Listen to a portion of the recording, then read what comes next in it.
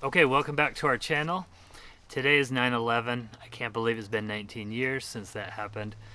Um, Recently we were in Washington, D.C., and we went to the Washington Monument and had to go through a big, long security checkpoint to get in there before we could ride the elevator to the top of the monument. And it was just another reminder of how 9/11 changed our world. So I want to do a little bit of a different take on it here today and talk about 7 ways that 9/11 changed the National Park Service.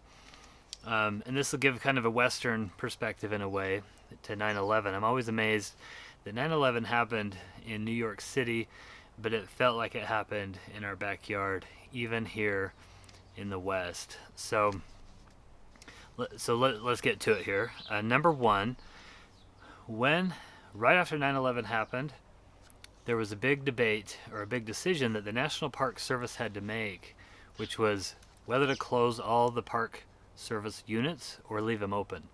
So at the time, there were 385 National Park units, and now there's over 400.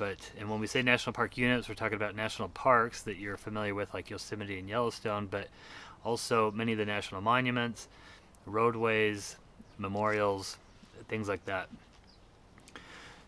So I kind of thought, well, they probably would have closed them all, but they didn't close them all because the West is huge, and so closing down places like Yellowstone would have required more resources than it would have taken just to leave them open. So many were left open for that reason. Now they did choose to close down some of the terrorists, some of the ones that they thought might be a terrorist target. For example, all of the National Mall was closed, and it was small enough and close enough to the Capitol, or it was in the Capitol, but close enough to Congress and the White House and all that they closed all those down immediately. Number two, oh, by the way, on the resource issue, many of the national park rangers and the park police, so National Park Service has their own police unit, they were called off to help in other locations, or they had to work extra hours, so their resources were taxed. Number two, how did it affect out west? A couple of interesting stories I found out. So first of all, the Hoover Dam is a massive dam in Arizona that uh, was a big concern that if that was blown up, it would cause massive flooding all throughout Arizona and California. And to somebody who didn't live through 9/11, that sounds kind of strange to think about the dam being blown up. But immediately when 9/11 happened, everybody was concerned that their area might be a place that would be attacked. Another major place here of concern was the Golden Gate Bridge in San Francisco. Obviously, this is controls a lot of traffic in California, and so that was deemed as a potential target. So that's kind of an interesting one because California, I guess, administers the actual bridge, but the Park Service owns the foundation of the bridge, and so the Park Service deployed like 8 police to monitor the foundation, and so they shut down all foot traffic and bike traffic on the bridge, and nobody could get very close to it. So I thought that was kind of an interesting situation.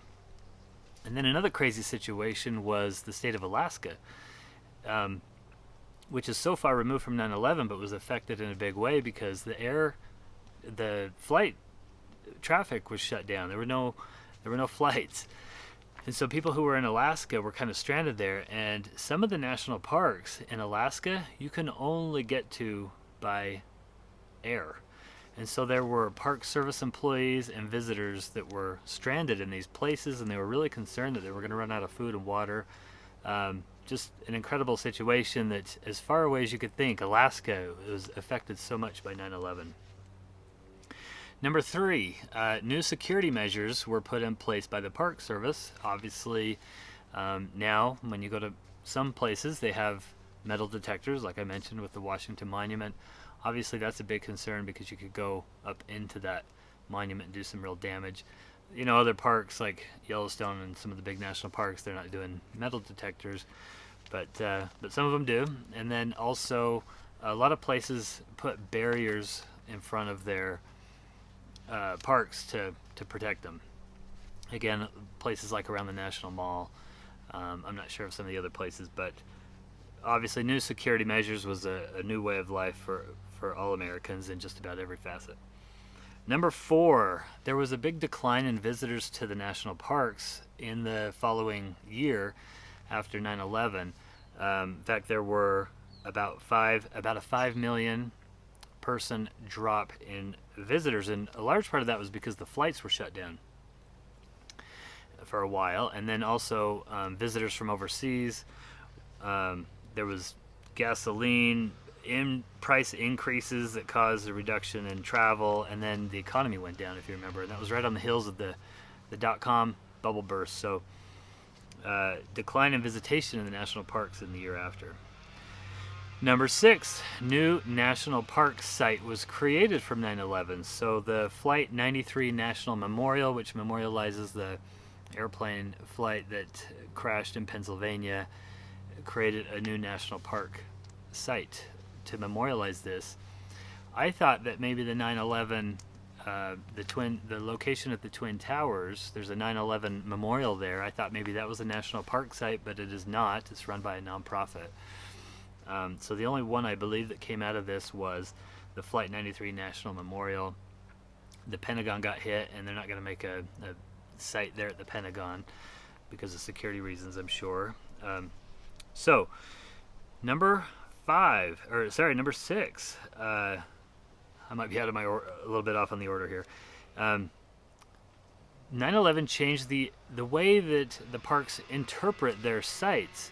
So when you go to a national park, particularly a cultural site like, for example, Valley Forge in Pennsylvania, they're memorializing an event, a historical event, which is where the military was camped and got a lot of their training during the Revolutionary War.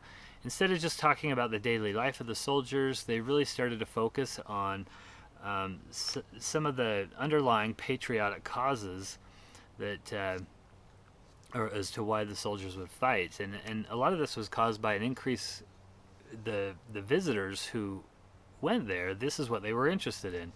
There was just a real resurgence of patriotism shortly after 9/11, and so the Park Service responded to that by talking about some of these issues. Another really big issue at the time was, how do we balance personal liberties with our security? How do you deal with this? And so this was a big topic as well in the Park Service. This is what people wanted to talk about. This was a great big debate in society at the time. Okay, number 7. Although the overall visitation decreased to the national parks, the visits to the patriotic sites increased. So I have here a brochure for Fort McHenry. This is in Baltimore, and this memorializes where the Star-Spangled Banner was written during the War of 1812. This is a war that virtually nobody knows anything about nowadays, but has come to be known as our second War of Independence against England. And the Fort McHenry is just an incredibly patriotic place to go to. It's really magnificent. They show you a video, and then they open the curtains there, and you're looking at the Star-Spangled Banner, the flag in the background. It's really quite an amazing sight. But visits to these places increased quite a bit because people, again, were really much more patriotic after 9/11. I have a couple of quotes here from National Park Service personnel. The events of September 11th underscores the value of parks as places of healing and introspection, and of the high value of large federal open spaces. This is where the public goes to renew their spirit.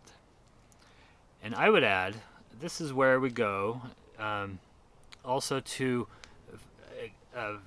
find this appreciation for what we have. We have these amazing natural resources, natural treasures that we want to visit, but also our personal liberties.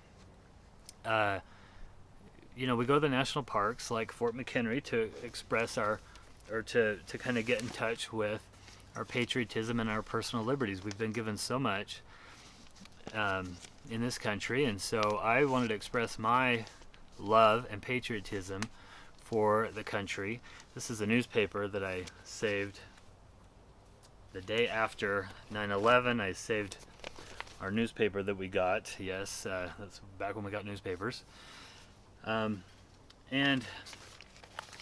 so I just wanted to share that with you in hopes that we don't forget, the events of 9/11 and what they meant to this country.